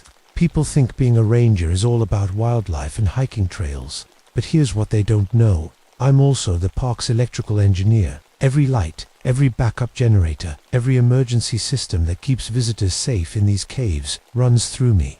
I know every wire, every circuit, every bulb in this place. I have to because darkness kills people down here. The cave system stretches for hundreds of miles underground. Most tourists only see the pretty parts, the flowstone formations, the big rooms with proper lighting. But there are sections where the darkness is so thick you can't see your hand in front of your face. That's where people get lost. That's where they die. Maybe that's why I can't stand being in the dark. Haven't been able to since I was 7 years old and got trapped in our basement during a power outage. Took my dad 3 hours to find me. 3 hours of complete darkness, listening to things moving in the walls. At least, I thought I heard things moving. My ex-wife Patricia used to say I had a problem with lights. She wasn't wrong. Our house had more lamps than a furniture store, motion sensors in every hallway, backup flashlights in every room, emergency lanterns in all the closets. I told her it was practical. We lived next to a national park with frequent power outages during storms. But Patricia knew better. She knew I was afraid. The morning everything changed was October 15th, 1979. The energy crisis had been hitting us hard all year. Rolling blackouts, power shortages, people lined up at gas stations like it was wartime. The park had been running on emergency power for 3 days straight because the local grid kept failing. That's when I decided to take Lucy on a father-daughter trip into the caves. My 12-year-old daughter had been living with her mother since the divorce 6 months ago. Patricia said Lucy was developing problems, afraid of bright lights, trouble sleeping, spending too much time in her room with the curtains closed. She's becoming like you, Patricia had said during our last fight, except backwards. You made her afraid of the wrong thing. I didn't understand what she meant then. I thought Lucy just needed to see how beautiful the caves could be with proper lighting. Show her there was nothing to fear in the dark when you had the right equipment. I packed my best gear that morning. Industrial-grade headlamps with 12-hour batteries, emergency flares, a portable generator small enough to carry but powerful enough to light up a football field, backup batteries for everything. I even brought my newest toy, a military surplus searchlight that could turn night into day. Lucy met me at the visitor center. Quiet as always. She'd grown taller over the summer, all legs and arms like her mother, but she had my dark hair and serious eyes. Ready for an adventure? I asked, checking my equipment one more time. She nodded, but I noticed she squinted when I turned on my headlamp to test it. Dad, does it have to be so bright? That's the point, kiddo. We're going to light up parts of the cave no one's ever seen properly. The plan was simple. We'd take the service elevator down to the restricted section areas, off limits to tourists. I had special permission since I was doing electrical maintenance anyway. We'd explore for a few hours. I'd show her some incredible formations, and we'd be back before dinner. The elevator dropped us 200 feet underground. The temperature dropped 20 degrees in seconds. Our breath made small clouds in the headlamp beams. It's cold, Lucy whispered. That's normal. The caves stay at 54 degrees year-round. I handed her a jacket from my pack. Here, put this on. As we walked deeper into the cave system, I pointed out the electrical work. I'd been doing emergency lighting every 50 feet, backup power stations, communication cables running along the walls. Why do you need so many lights? Lucy asked. Because people get scared in the dark. They panic, they get hurt. I adjusted my headlamp, making sure the beam was strong and steady. Light keeps people safe. We'd been walking for maybe 20 minutes when I noticed something weird. The emergency lights along the walls, lights I'd personally installed and tested just last week, were dimmer than they should be. Not flickering, not failing, just dim. I stopped at one of the fixtures and checked the connection. Everything looked fine. The bulb was good, but when I held my hand under it, the light seemed weak, like it was struggling to push through thick glass. Dad, Lucy was looking back the way we'd come. Are those lights getting dimmer? I turned around. The emergency lights behind us, that had been fine when we passed them, were now giving off barely more than a candle's worth of light. That's not possible, I said. But even as I said it, I was pulling out my radio. Base, this is Harrison. I'm getting power fluctuations. In section C, can you check the main panel? Static, nothing but static. I tried again. More static, but this time I could swear I heard something else underneath it. Like whispers, like voices talking too quietly to understand. Dad, I think we should go back. Lucy's voice was small, scared, but when I looked at her, she wasn't looking at the failing lights. She was looking at something behind me. I turned around slowly. The darkness between the emergency lights' darkness that should have been empty space was moving. Stay close to me, I whispered, pulling Lucy against my side. My hand found the main power switch on my portable generator. And don't look directly at the shadows. But it was too late. Lucy was already staring at the walls, her eyes wide with something that wasn't quite fear, more like recognition. They're not scary, Dad, she said softly. They're just hungry. That's when I knew something was seriously wrong. Not just with the lights, but with my daughter. No normal kid would look at moving shadows and call them hungry. No normal kid would sound so calm. I flicked on the generator. The portable floodlight blazed to life, turning the cave tunnel bright as a hospital room. The shadows snapped back like living things, retreating into cracks and corners where the light couldn't reach. "There," I said, my voice shaking more than I wanted to admit. "See, just tricks of the light."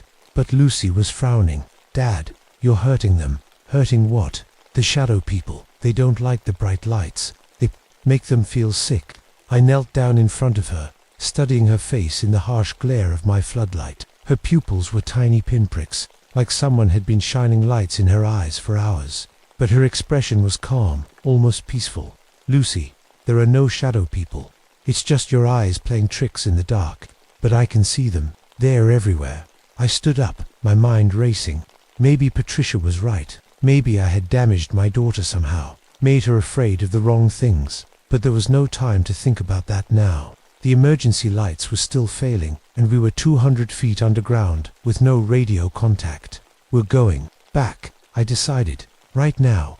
That's when we heard the scream. It came from deeper in the cave system, echoing off the walls like a wounded animal. Human, but wrong somehow. Like someone screaming underwater. "Alan," I called out. Alan Mitchell was a cave photographer who had special permission to work in the restricted areas. I'd seen his name on the access log that morning. "Alan, are you okay?" The scream came again, weaker this time. Then silence. I looked at Lucy. She was still staring at the shadows, but now her face was sad. "He gave them too much," she whispered. "Gave who too much?" "The shadow people. He had too many bright lights. They got so hungry they couldn't stop eating." I pluttered, grabbed my daughter's hand and started running toward the sound. My floodlight bounced wildly, throwing crazy shadows on the walls, but I could swear some of those shadows were moving independently, flowing like dark water toward something ahead of us. We found Alan in a side chamber, about 50 feet from where we'd heard the scream. He was lying on his back, surrounded by photography equipment, cameras, strobes, battery packs, tripods, thousands of dollars worth of gear. None of it was working. I knelt beside him, checking for a pulse. He was alive, but barely. His skin was cold and dry, like paper. His eyes were open, staring at nothing. "Alan, can you hear me?" His lips moved, but no sound came out. Then, in a voice like autumn leaves, he whispered, "They ate the light, all of it." I looked at his equipment. The cameras were intact, but the batteries were completely drained. The strobes were dead.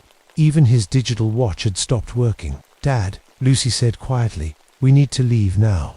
I looked up at her. She was backing away from Alan, but not like she was scared of him, like she was scared for him. "The shadow people are still hungry," she said. "And you have the biggest light." That's when I realized my floodlight was getting dimmer. I checked the generator. It was running fine, fuel gauge showing 3/4 full, but the light coming from it was weak, like someone had put a gray filter over the bulb. The shadows around us were getting thicker, darker, and they were moving closer. "Run," I said, scooping Lucy up in my arms. "We run now." I left Alan there. I had to. He was too weak to move, and Lucy was my priority. But as we ran back toward the elevator, I could hear him behind us, not screaming this time, laughing a dry, rustling laugh that sounded like wind. Through dead leaves, we made it maybe 100 feet before my floodlight died completely. The generator was still running, but no light came from it, like the bulb had been painted black from the inside. I switched to my headlamp. The beam was weak, but it was something. We kept running, following the electrical cables I'd installed along the walls. They were supposed to lead us back to the elevator, but the emergency lights were completely dead now. The darkness between my headlamp beam felt thick, like walking through black water, and I could hear things moving in it. Whispers, footsteps that matched our pace. "Dad," Lucy said, her voice muffled against my shoulder. "They're not trying to hurt us, they're trying to help." "Help with what?" "They want to show you something, about the lights, about why Mom really left." I stopped running. "What do you mean?" "She didn't leave because of the lights, Dad. She left because of what the lights were doing to me." Before I could ask what she meant, my headlamp flickered and died. We were in complete darkness, 200 feet underground, with no working lights and no radio contact. The only sound was our breathing and the distant hum of the generator that no longer produced any light. And then I heard Lucy whisper, "It's okay, Dad. You don't need to be afraid anymore." In the darkness, I felt her hands slip out of mine. "Lucy." I reached out blindly, my hands finding nothing but empty air. "Lucy, where are you?" "I'm right here, Dad." Her voice came from somewhere to my left, but it sounded different, calmer, like she was no longer afraid. I fumbled for my backup flashlight, my hands shaking so badly I could barely work the switch. When the beam finally came on, I saw her standing 10 feet away, looking at me with an expression I'd never seen before. She looked sorry for me. "The shadow people want to show you something," she said, "about why you're really afraid of the dark." The flashlight beam started to dim almost immediately. I could feel the darkness pressing in from all sides, thick and hungry. But now I could see it wasn't empty darkness. There were shapes in it, tall, thin figures that moved like smoke but cast shadows of their own. "They're not real," I said, backing against the cave wall. "They're just in our heads, panic reactions to being trapped in the dark." "Dad, look at your shadow." I looked down. My shadow, cast by the dying flashlight, was darker than it should be, blacker than black, and it was moving wrong, like it was a second behind my actual movements. "It's been getting darker for years," Lucy said. "Every time you turned on more lights, every time you added another lamp to the house, it got darker. The shadow people have been trying to tell you. Tell me what that you're feeding them. Every artificial light you use makes them stronger, makes them hungrier." The flashlight flickered and died. In the complete darkness, I heard Lucy's voice, but it seemed to come from everywhere at once. "Mom saw it first. She said my shadow was getting smaller, getting eaten. She said you were so afraid of the dark that you were making the darkness hungry." I tried my emergency flares. The first one lit with a bright red glow, but the light was wrong. Instead of pushing back the darkness, it seemed to make it thicker. The shadows around us became more solid, more real. That's when I saw them clearly. For the first time, they were tall as men but thin as paper. Their faces were holes in the darkness, and their eyes were empty spaces that seemed to pull light into them. They moved like water flowing uphill, and when they touched the walls, the cave itself seemed to get darker. "They'd been waiting so long," Lucy said. Her voice was coming from the middle of the group now, but I couldn't see her. "Waiting for someone who understood electricity, someone who could feed them properly." "Lucy, come back to me, please." "I can't, Dad. I'm part of them now, part of the darkness between the lights." The flare burned out. I lit another one, then another. Each time, the light was weaker, and the shadows grew stronger. I could feel them pressing against me, cold and hungry and patient. That's when I remembered Alan's words. They ate the light, all of it. These things didn't just live in darkness, they consumed light. Every artificial light I'd ever installed, in the cave system, every emergency bulb, every backup generator I'd been feeding them for years without knowing it. And now they were strong enough to take more than just electricity. "Dad."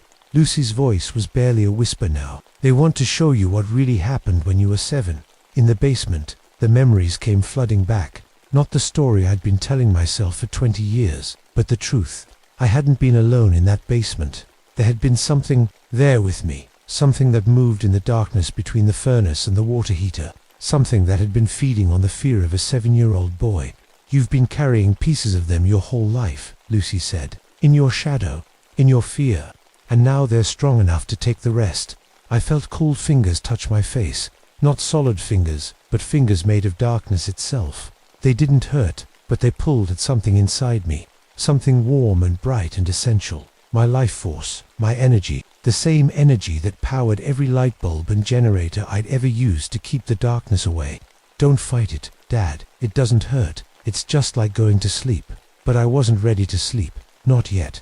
Not while Lucy was still down here. With these things, I reached into my pack and pulled out my last resort military surplus searchlight. It was designed to run on a car battery, powerful enough to light up a small town. If anything could drive back these shadow creatures, this would be it. I flicked the switch. The light that came out was brighter than anything I'd ever seen. It turned the cave tunnel into a blazing white corridor, so bright it hurt to look at. The shadow creatures shrieked and scattered, flowing like black water, into cracks and crevices, but the light only lasted for about 10 seconds. Then the searchlight started to dim, not the gradual dimming I'd seen before, but a rapid darkening, like someone was turning down a dimmer switch. The shadow creatures flowed back into the tunnel, and this time they looked different, bigger, hungrier, more solid. "Dad, stop." Lucy's voice was panicked now. "You're making them stronger." But I couldn't stop. The searchlight was all I had left. I held it up like a weapon, even as the beam got weaker and weaker. That's when I realized the truth. Every light I'd ever used to fight the darkness had been feeding it instead. Every backup generator, every emergency flare, every artificial bulb, they all ran on electrical energy, and electrical energy was what these creatures ate. I'd been feeding the monsters my whole life. The searchlight died with a soft click. In the complete darkness that followed, I heard Lucy crying, "I'm sorry, Dad. I tried to warn you, but you wouldn't listen." That's when I felt them grab me. Cold hands made of living darkness wrapped around my arms and legs. They felt like ice water, but they were stronger than any human grip. I tried to fight, but it was like struggling against the night itself. "Lucy," I screamed, "where are you?" "I'm here, Dad." Her voice was close now, but when I looked toward the sound, I saw something that made my heart stop. Lucy was standing in the middle of the shadow creatures, but she wasn't being held by them. She was holding their hands. Her shadow, which had always been small and normal, now stretched 20 feet in all directions. It was connected to theirs, like they were all part of the same dark web. "They're not hurting me," she said softly. "They're trying to help me understand why you really left Mum, why you really divorced her." The shadow creatures turned their empty faces toward me. When they spoke, their voices came from everywhere at once, like whispers echoing in a cathedral. "Harrison Volt," they said, "electrical engineer, 24 years of service, 24 years of feeding us." "I didn't know," I whispered. "I was just trying to keep people safe." "Safe from what?" "From us. We lived in these caves for thousands of years without harming anyone. We fed on natural darkness, on the spaces between starlight. We were quiet, we were content. Then you came." The darkness around me shifted, and suddenly I could see the cave as it had been before humans arrived. Natural darkness, peaceful and still. The shadow creatures were there, but they were different, smaller, gentle. They moved like a soft breeze through the tunnels, bothering no one. "We didn't need much," they continued. "Just the darkness between sunset and sunrise. Just the shadows, under trees, just the quiet spaces where light had never been. But then you brought artificial light, electric light, light that burned all night, that never rested, light that turned darkness into something rare and precious."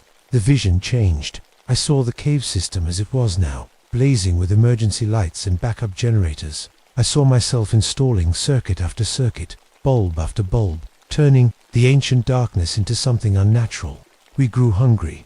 The shadows said. We grew desperate. We began to feed on the electric light itself, trying to find the darkness hidden inside it. But electric light is different from sunlight. It's made of captured energy, stolen from the earth. And when we ate it, we became something different too. I was starting to understand. You became dependent on it. Yes, just like you became dependent on it. Just like you made your daughter dependent on it. Lucy stepped forward, her shadow stretching even further. "Dad, do you remember when I was little, how I used to play in the backyard at dusk? How I used to make shadow puppets on the wall?" I remembered. Lucy had always been comfortable in natural darkness, happy to play outside until the stars came out. It was only after Patricia left that she'd started having problems. "What happened to her?" I asked. "You happened," the shadows said. "You filled your house with so many lights that she never experienced real darkness, never learned to be comfortable with the natural rhythms of day and night." "But natural darkness isn't empty," Lucy added. "It's full of life, full of dreams, full of things that only exist in the spaces between light. And when you tried to eliminate all darkness from her life, you eliminated part of her soul." The truth hit me like a physical blow. Patricia hadn't left because I was afraid of the dark. She'd left because I was making Lucy afraid of the dark. All those lights, all those backup systems, all those emergency flares. I'd been teaching my daughter that darkness was the enemy. "But darkness isn't the enemy," I said slowly. "No," the shadows agreed. "Artificial light is the enemy. Light that burns when it should rest. Light that consumes energy that should be saved. Light that makes people forget how to see in the dark." Lucy walked closer to me. Her shadow was so big now that it covered most of the tunnel. but I wasn't afraid of it anymore. It felt familiar, safe. They want to give you a choice. Dad, what kind of choice? You can keep the artificial lights. Keep fighting the darkness with electricity and generators and flares. Keep feeding them until they're strong enough to eat the light from every bulb in the world. Or you can learn to live in natural darkness. Learn to see the way people saw for thousands of years before electric lights. Learn to find peace in the spaces between stars. I looked around the tunnel. Without my artificial lights, it wasn't completely dark. There was a faint glow from somewhere deeper in the cave system, maybe phosphorescent minerals. Maybe just the memory of daylight filtering down through cracks in the stone. It was enough. I could see Lucy's face, peaceful and calm. I could see the shadow creatures, no longer terrifying but patient and ancient and wise. What happens if I choose natural darkness? You lose your electrical powers, Lucy said. You lose your ability to install lights and run generators. You lose your job as the park's electrical engineer. But you gain something too, the shadows. Added, you gain the ability to see in real darkness, to find your way by starlight and moonlight and the natural rhythms of the earth. And Lucy comes home. Her shadow returns to normal size. She learns to play in the dusk again, to make shadow puppets on the wall. She learns to sleep in gentle darkness instead of harsh electric light. I closed my eyes, thinking of all the lights I'd installed over the years, all the emergency systems, all the backup generators, all the ways I'd tried to fight the darkness, and I thought of Lucy, playing in the backyard at dusk, happy and unafraid. I choose natural darkness, I said the moment I spoke the words. I felt something change inside me. The shadow creatures released their grip on my arms and legs. The darkness around me shifted from threatening to welcoming, and Lucy's shadow began to shrink. "Thank you, Dad," she whispered, and for the first time in months, she sounded like my little girl again.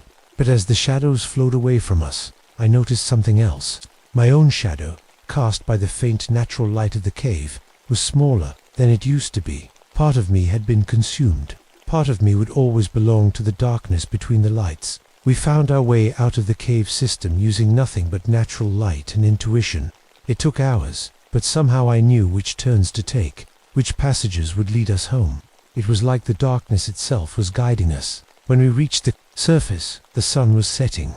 The emergency lights around the visitor center were all dead, drained by the shadow creatures. But the sunset was beautiful purple and orange and gold, colors I'd never noticed when I was always focused on artificial illumination. Lucy held my hand as we walked to the parking lot. Her shadow was normal-sized now, following her movements like a shadow should. But occasionally, just for a moment, it would move independently, like waving goodbye to friends we'd left behind. "Are you okay?" I asked her. "I'm better than okay," she said. "I can see in the dark now. Really see. Want me to show you?" She led me to a section of the parking lot where the streetlights had failed. To my old eyes, it looked like complete darkness, but Lucy walked confidently between the cars, never stumbling, never hesitating. "It's not scary, Dad. It's just different, like learning a new language." Over the next few weeks, I learned that language myself. I discovered I could navigate the caves without any artificial light at all.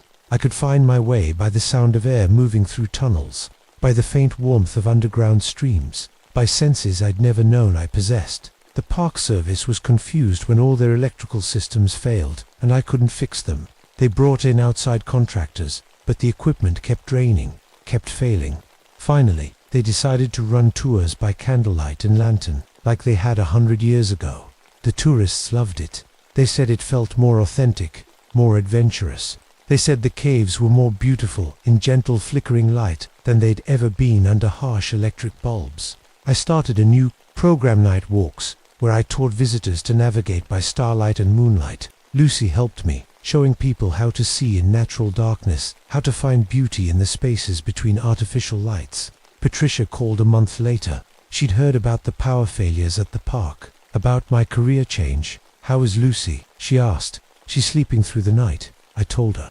"She's playing outside at dusk again. She's making shadow puppets on the wall." There was a long pause. "And I'm learning," I said. "Learning to see in the dark."